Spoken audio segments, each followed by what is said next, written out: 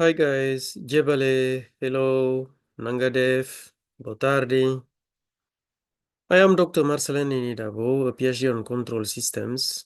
So I am an independent researcher and a freelance industry. So today I will be talking to you about second order systems, about the concepts, about new vision and paradigms that I have introduced, with also new methods in order to compute some specific values or parameters like time responses for second order dynamical systems with a damping ratio that is greater than or equal to 1. Of course, I will be able with my own method to compute the time responses and some temporal performances for systems with damping ratios that is less than 1, meaning that systems that are underdamped. Okay. And then you know that normally for the modern control engineering, people don't use some formulas in order to compute the time responses for systems with a damping ratio that is greater than or equal to 1. So in this presentation, I will show you how I proceed with my new vision paradigm and also methods to compute these different parameters. So now I have done some previous videos through which I have presented some different concepts. I invite you to go there and check for more details. So now let's go because we have so many things to talk, to tell, and many things to see. Recall that if you consider second order dynamical system, here what you have is a time constant that I call natural time constant. So for more details, please go to the previous video and then check the details, okay? This is what I call the surface time constant, okay? Tau and this tau. So this is equal to A2 over A0, and this natural time constant because it is multiplying a kind of temporal line here, okay? And this is a static gain, as you can see. So doing the ratio between T tau and Tn, tau n, will yield to a relative time constant that is equal to A2 over A1. And then doing by identification this term-to-term equality yields us to a relative time response that is equal to 1 over 2 times xi omega n. And then if we double this expression, we got the tau s. That is what I have defined for the first time in the history of automatic control as one and single time constant of a second order dynamical system. Okay, so going from this expression, we have written for the different conditions or the different cases that we have according to the damping ratio, the solutions of our system. And then the solutions given, the first one is here. We can see that this system is living in a circular world. So, and then we use circular trigonometry to write these values and then to give expression like here the square root. Just a comment.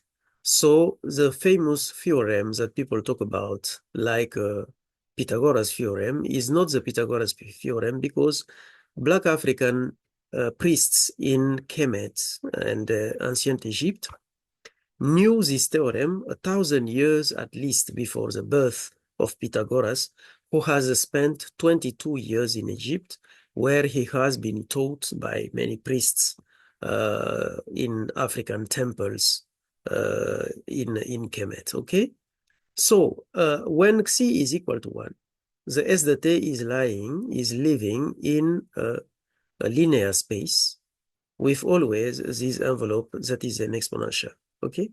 And then for the last, when Xi is greater than 1, you have the same form of expression where you can see here that we are living in a hyperbolic world.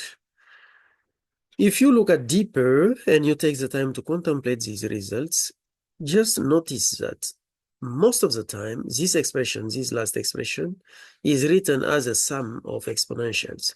So if you write it in that way, you will not be able to see this expression as this one, and the similarity that you have between these exponential functions for these three cases of the damping ratio. Going from this, I have presented in the last video that this is the real motivation to say that we have only one time constant for our second order system. This is why I go methodically to define what I have called the only one single time constant for the second order systems. Recall that for the first order ones, what we have is this expression here, where you have the initial condition, you don't have a function here of time. We can suppose that it is equal to 1 and then the exponent that you have here. And as told at the previous video, if you make a identification or a relationship between these two expressions, so you will end with this value. So please check the previous video to see what I'm talking about. So now, what we are going to do is to show you how we have been, how we derived the results that allows us to compute the time responses, for example, for a second order dynamical system. Let's go first for first order one. When you consider the expression of a first order one autonomous system, okay, what you have is that autonomous system means that we don't use the entrance, okay? The entrance is equal to 0, and the initial condition is not 0, but a value that is different from 0. And then for a stable system, you have this kind of response, okay? So now let's define this percentage that I name gamma, which is equal to S over SD, where SD is in initial condition, and then S of Ti is the output of my dynamical system, is the time, the variable of time. This is equal to this expression, exponential of minus tau I minus Td over tau, Ti, excuse me. And then from here, you write it like this one, and then there is a fundamental observation for dynamical systems. Any given dynamical system of first and second order that you can consider has its own time constant. So if it is moving, okay, it can reach a given point at a time that is equal to a multiple of its time constant, okay? So when you write this time or this relative time according to the initial condition time, you have alpha times tau, and then if you replace this inside this expression, it will give you this expression of exponential of minus alpha. So what can be now? What we are going to do is we are going to plot the function of gamma that is equal to exponential of minus alpha, meaning gamma is a function of alpha, where alpha is a multiple of tau. So now let's go to do it. We are going to do it through MATLAB. So here, what we are going to check, okay, we check now this expression, right? I evaluate this function, and then it gives me this response. So now let's dive inside and check what we are going to have.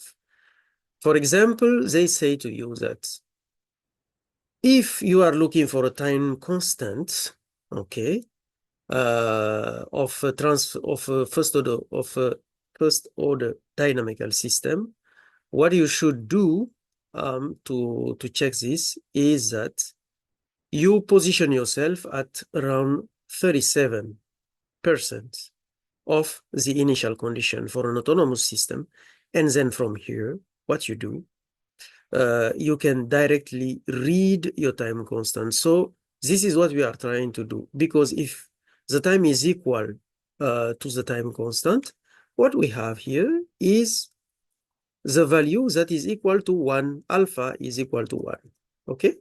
If alpha is equal to 1, what you observe here is 36.78. So you see that this expression of percentage, of course, I am sure you have understood it. You just multiply by 100 to have the percentage, right? So we have the famous 37% that the control system engineers or teachers or researchers talked about when they are talking about first order, second order system, first order dynamical systems. And then from there, if you want to have the position of the same point for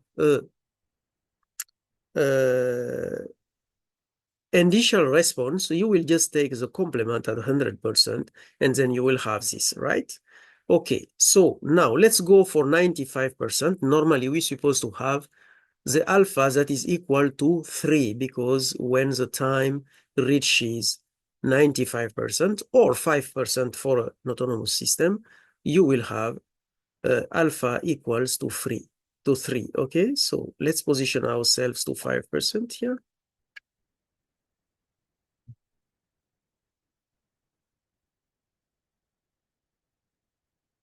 Let's go for 5%.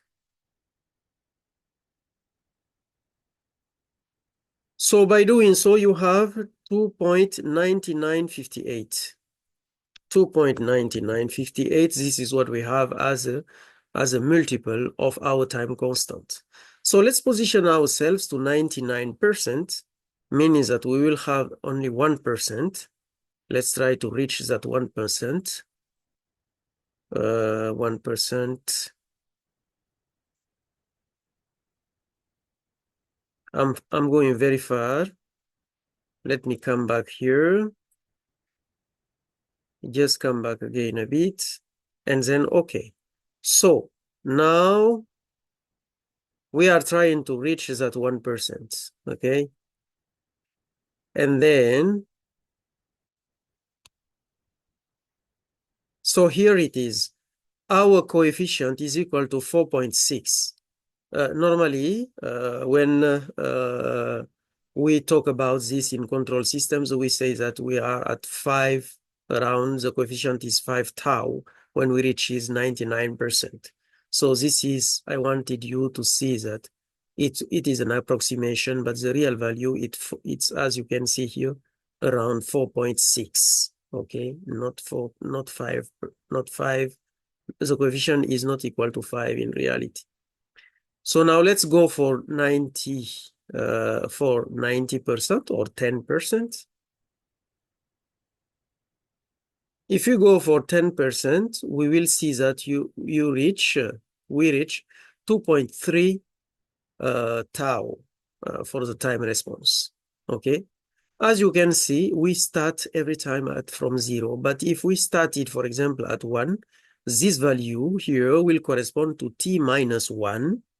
That is equal to 2.3 times tau, okay, to define our element.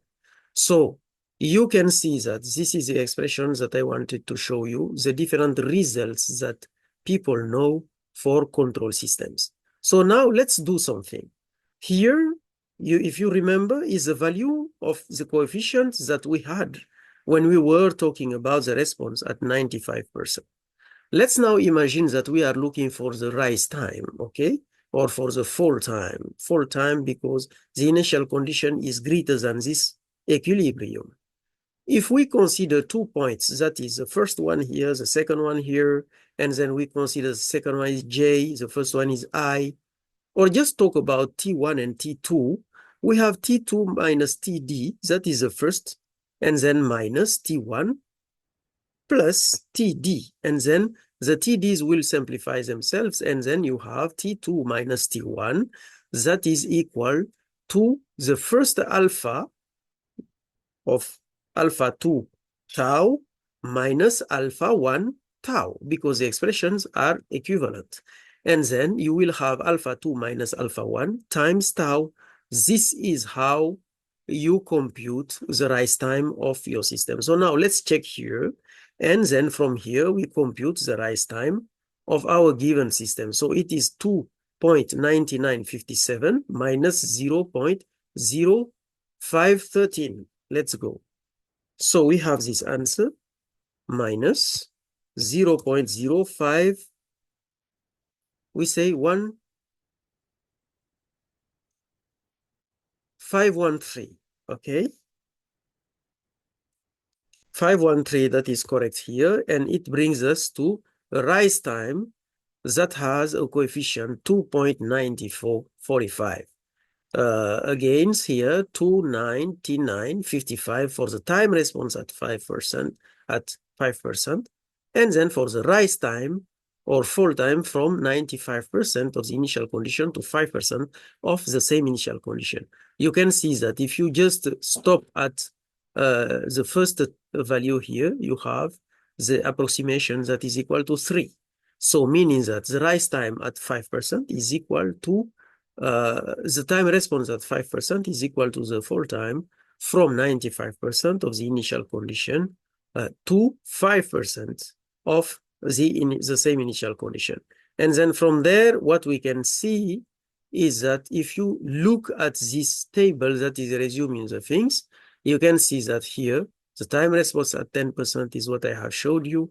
When you consider 37% approximately, you have tau here, that is a time constant because its coefficient is equal to 1.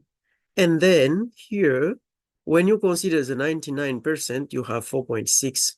That is a coefficient of this tau, okay? So now, if you check the time response, you can see that what I was saying is that the time, fall time, between 95 to 5% is equal to 3 times tau. And this is exactly what you have here, okay? And for the temporal performances, if you just stay here, you can see that this tau is equal to 1 over omega c. That is a cutoff pulsation. If you replace it, you have 3 over omega c. If you replace the omega c by 2 times pi multiplied by fc, you will have this expression, okay? So notice that it's very important. How do you read this? You consider a performance time here that you want to have, and then from there, you can derive the corresponding tau by saying that TR5 equal 3 tau, or if you need the omega c that is directly related to the time, you say TR, it equals 3 over omega c, or if you need the frequency, cutoff frequency, you will have TR5 equal this expression 475 divided by FC, and then you derive the FC that will give you this expression. So this is something very important that you should understand for first order system, going from the fact that you have a given philosophy, a given paradigm to compute these elements, right? And then all the percentages that you have here in this computation, if you need to check them for the initial response, you will just be taking the complement at 100% or at 1 here. For example, 1 minus 0.95, you will have at the beginning for the initial response, the rising time from 5%, 200 minus 0.200 minus 5%, and then up to 95%. So now let's go back to check what is happening to a second order system. If you consider the same philosophy, meaning that every dynamical system that is moving will reach a given point of its response only at a given time that is equal, time or relative time according to the instant of the departure, to the starting time, that is equal to a multiple of its time constant that I have defined, that is 1 over c omega n. When you consider that value, so you will replace in this expression t minus td, you consider alpha times 1 over c omega n, you simplify by c omega n, and then it remains here the exponential minus alpha, and then you replace same expressions here. This yields to these expressions that you have here. So, and then from there, what you can see here is that we consider this expression, when you compute it, SDP is the initial condition times the exponential of minus alpha divided by the square root of this expression. And then you multiply by sinus of this given function here with the alpha r that we have here. And the other terms are functions of the omega of the xi, okay? And then we do the same thing with first order systems, okay? The things that we do is what? We consider that for a first order system, we have divided the output by the initial condition. And then from here, what we do the same. So we divide the S by the initial condition here, and then we have from there this expression. So now, exactly, this is the percentage of our initial condition, as you can see, because we divide just the output by the initial condition. From here, what we do is that we check this expression and compute numerically the alpha r that we want to have, because analytically, it's not possible. I don't know any given method to do it. So what we do, we consider this exactly like the first order one, the first order system. We study this function and we plot the graph corresponding to this for different values of the alpha. And then, so from here, let's go to MATLAB and check what we have. So I close this pic, and then I come here and consider the algo that will allow me to compute what I need.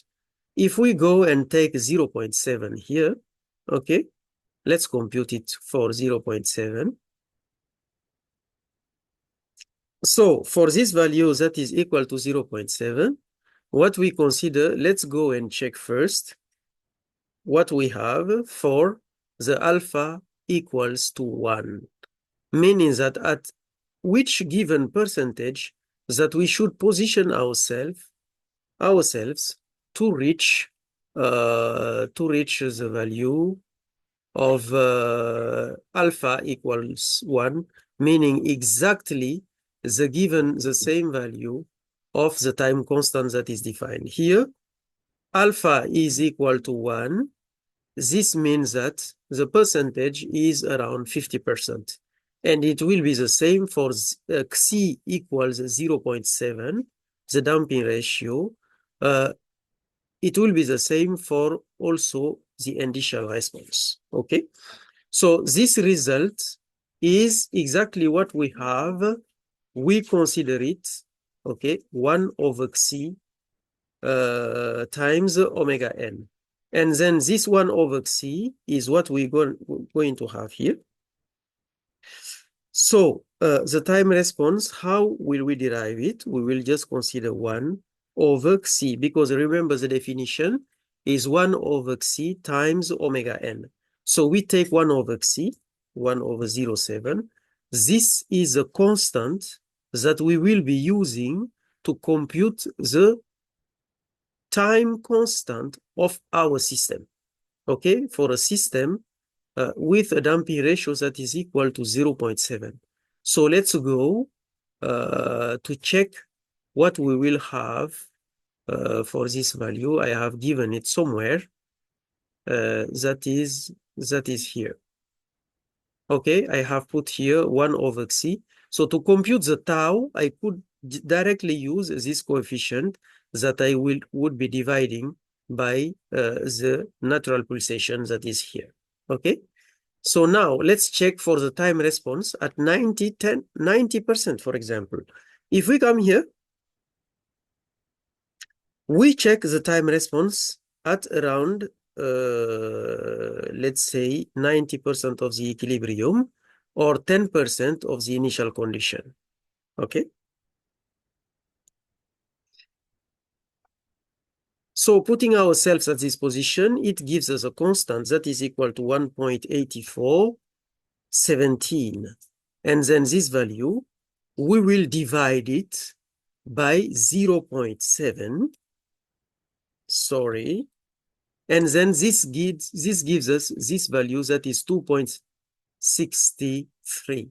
This 2.63 that you have here corresponds to the time response at 10%. And then if you look at this value here that I have prepared for you during the last videos, you will see that this constant is this one. And then it is exactly the same value that we have. This is why we divide by omega n to get this value, okay? So this is how I proceed in reality to give you these formulas, okay? It is based, as I said, on an observation, on a new vision. The new vision is that write the expressions that comes for the resolution of the differential equations in a different manner. Why? Because you can see that here for second order systems, what you have here is that if you sometimes people write it as the sum of exponential values here. So if you do it that way, you will not be able to see the similarity of the exponential functions, and then to have a new paradigm and define the one and unique and single time constant for a second order system. And then from there, you adopt a new philosophy, that is that for a dynamical system to reach a given point, it did it or it does it only with a time, a relative time to the departure instant that is equal to a multiple of your time constant. So only by doing so that you can reach the results that I am showing you, okay? Now, let's check another point. If you consider at 95%, let's go for 95%. We are going to position ourselves at 5% here. All right. And then the 5% is coming soon.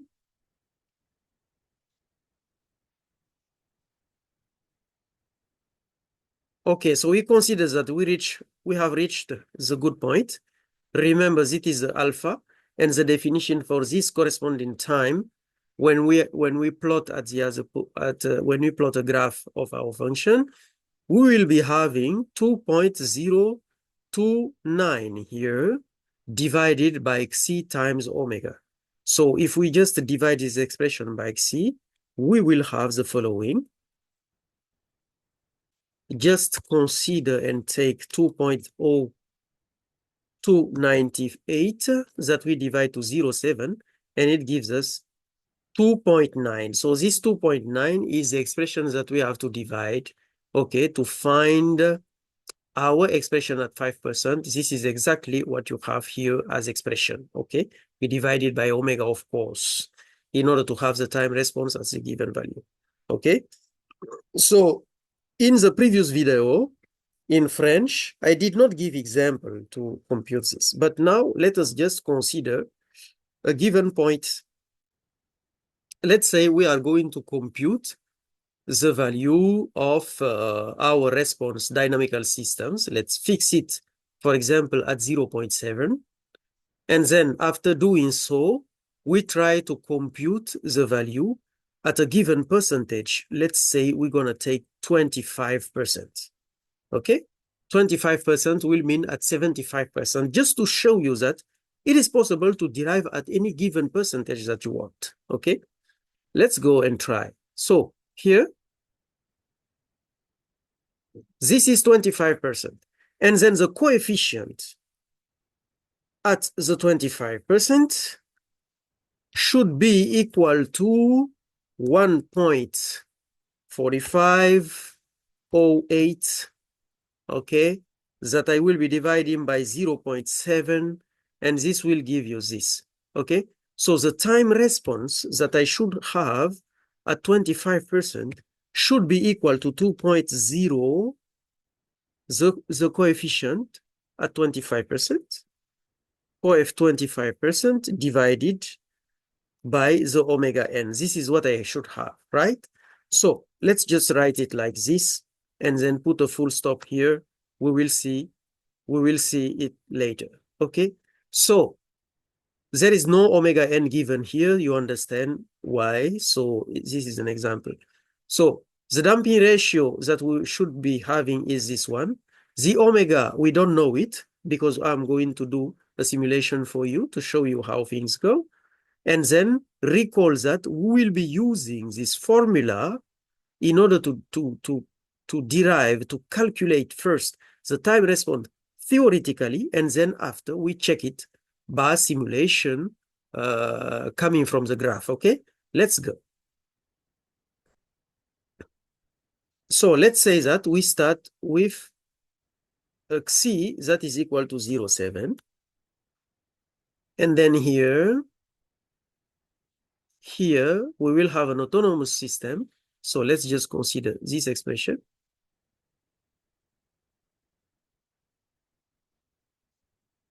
When we plot the graph and then check what is going to happen.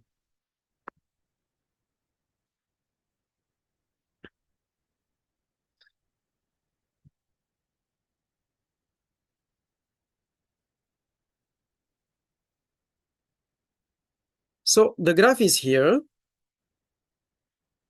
And then, so we have a given omega n, but the TR that we have computed sooner is here. If, let me just clean everything before to let you see more clearly. Okay, so I paste this and then do okay. What we have is a time response at 25% should be equal to 0.33. And then let me check it now. We say at 25%. Let me position myself at 25%. 25%. Okay, around here, let's try to fix it.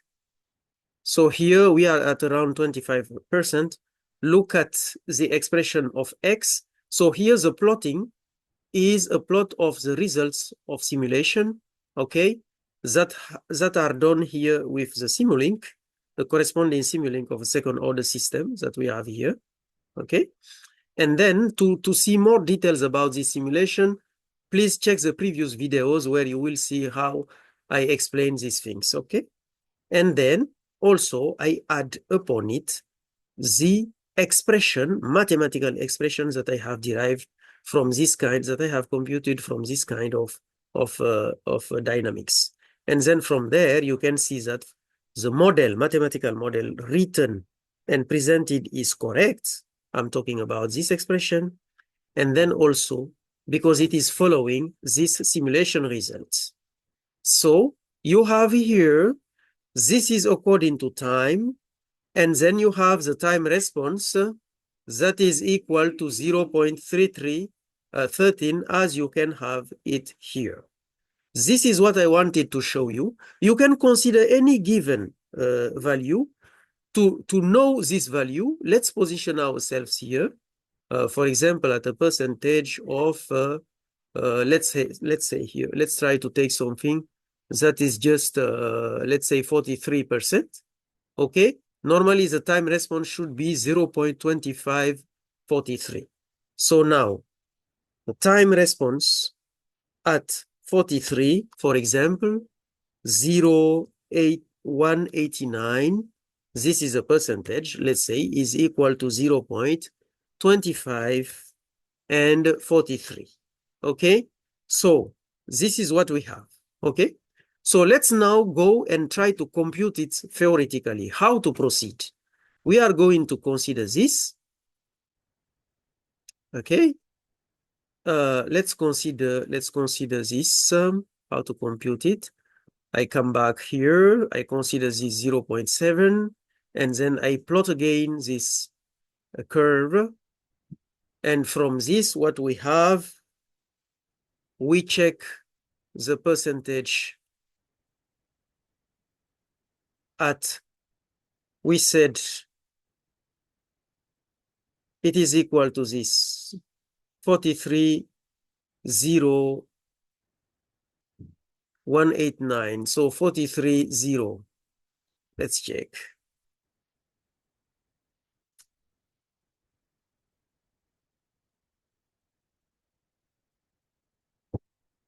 Yes, we can consider we are okay here. Okay. So the coefficient, the alpha coefficient is 1.1137.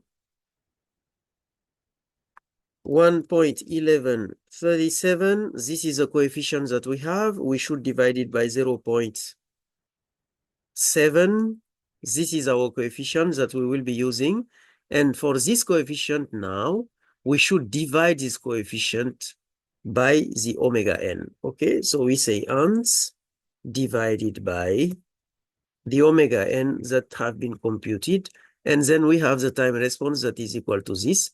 If we check here, the time response is given here. Okay, 0.2543, you have 0.25. So around 2551, the other one was 43. It is quite the same thing that we have here, but recall that this is different a little bit. Okay, so this is why we didn't have a very high precision, but of course it is possible to reach it. So guys, this is what I wanted to share with you about how I could give you, for previous videos, the formulas, for example, to compute these expressions. And the philosophy is the same for the different damping ratios that you have. We have the case of underdamped systems. This is what I have presented. For these damping ratios, we can compute easily the corresponding time response. Okay, when we leave this, okay, we can compute also for the critically damped systems, and the formulas for the critically damped systems. It seems that I give them before this one. No. So the underdamped is the first, the overdamped is the second. So formulas related to overdamped are here. I did them through the same philosophy. Okay, and then also this expression for the damping ratio for systems that are critically damped, with this expression to compute the time responses and the rise times. So please be aware by the fact that this is something new. It is a discovery that I have. It is results that I have discovered. I have never seen these things in control system engineering before, since I have been studying them. Okay, maybe I have lost something, but if it is not the case, I am the first person to introduce this kind of results.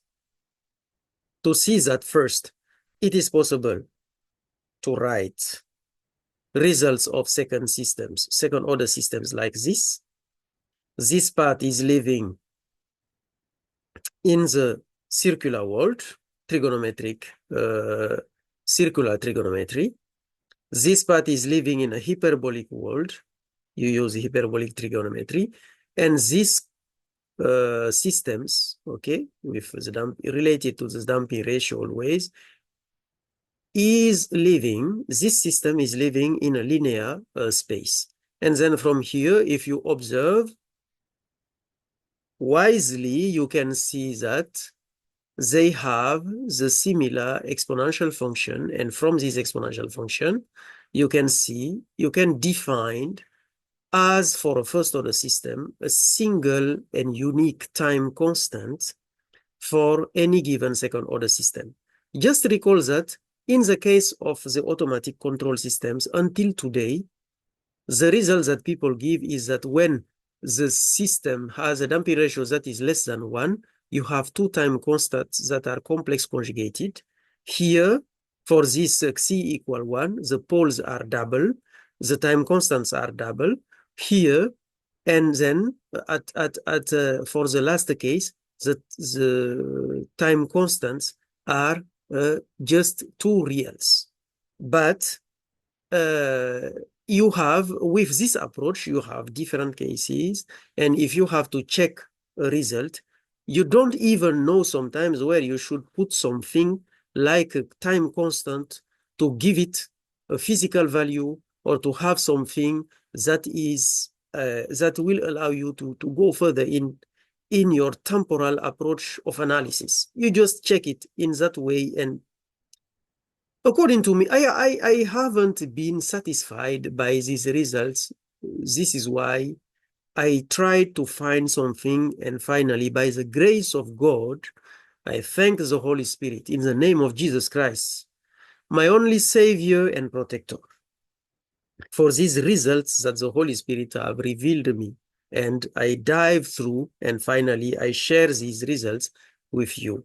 So I think that using this new vision and paradigm and methods that I am bringing will allow people facing the different problems that they have to solve to go further and then to solve more easily in some sense, okay? So now from here, if you divide this, the other thing to do is that you uh, always keep in mind that every dynamical systems, when it is moving, it reaches a given point at a time that is always a multiple of its time constant. In the sense of Dabo's formula, in the sense of Dabo's definition, meaning my definition, okay? And then from there, you can go and then you check the results that I propose you.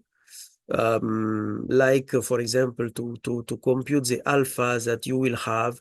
From that alpha, you go and then divide the alpha that you will have by the xi, and from that result, you divide by your omega n to compute this, your time response. If the alpha is equal to 1, you will have directly the time constant of your system. So remember that for the percentages, the expression of the percentages that you have are here, okay? You compute your alpha R numerically to reach the gamma that you desire, and that the percentage for an initial response is given here. 1 minus exponential. Okay, this is what you have here. For an autonomous systems that we see today, these are the expressions that are given here. And then all these results I have presented and resumed in my book that have to appear very soon in a French version first, and then after in English version. I want to thank you very, very much for your attention, and I hope that you have enjoyed this video. So please check it deeply. If you have any questions, please write me, contact me at contact@Dabo Academy. Let me write it for you here. You can contact me at contact@daboacademy.com. Okay? Thank you again very much for following this video. I hope that I will not take all your time, and then share this video, like it, and then subscribe to have other good and interesting materials that I am preparing for you for the future in different new another new discoveries, for example, for how to identify dynamical systems of second order in another way. Thank you very much. Very excited to talk to you very soon, And then I say to you, Ja Jeff, obrigado, thank you very much. Webale, and then we talk very soon. Siabonga.